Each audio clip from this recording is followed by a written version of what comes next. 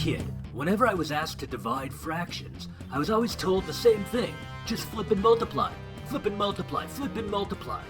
Sometimes they get all high and mighty on me and say, invert and multiply. Whatever. Flip? Which one? I'd always forget. That's because no one ever taught me why this whole thing worked in the first place. Then they even forgot to mention that you could do some of these little monsters in your head. For instance, 1/2 divided by 1/4. That's just asking how many fourths are there in a half? Which is 2, right? I mean, 2 quarter cups make up a half a cup and all that, right? No problemo. 8/10 divided by 2/10. Same thing. There are 4 2s and 8. So the answer is 4. Once you get a hang of these, they're not so bad. But what do you do about something like 3/8 divided by 1/5? You could find a common denominator, bag it all, whip out the decimals, but I'll show you those ways some other time. Let's do it the most common way, flip and multiply. But not without finding out why.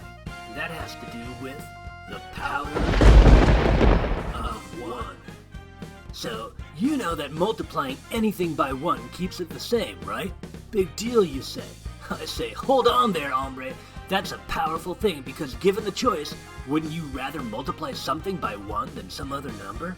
With dividing fractions, it's totally possible. First off, let's set things up in a special way.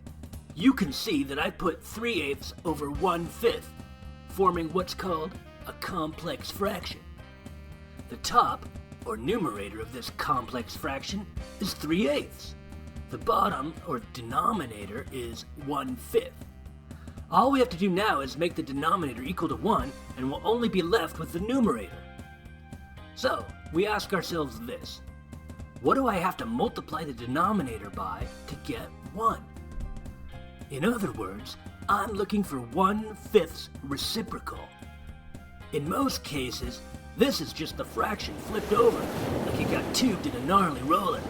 The reciprocal of 1/5 is 5 over 1, or 5 ones, or 5 oneths, or 5 somethings, but 5 over 1, got it? So pop in 5 over 1 and multiply the denominator across to get 1.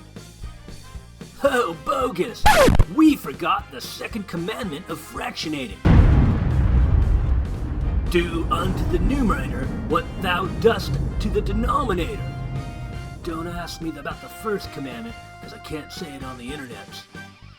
Anyway, we multiplied the denominator by 5 over 1, but totally bailed on the numerator. We have to multiply that by 5 over 1 too. And that right there, dudes and dudettes, is where the flip and multiply comes from. We are now multiplying 3/8 by the flipped, also called reciprocal, version of 1/5, which is 5 over 1. Multiply straight across and you get 15 over 8. You could leave it that way, or make it into a mixed number or a decimal or hat or pterodactyl or whatever.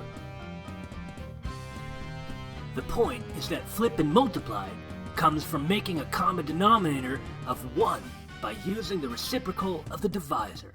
Aloha, dudes and dudettes!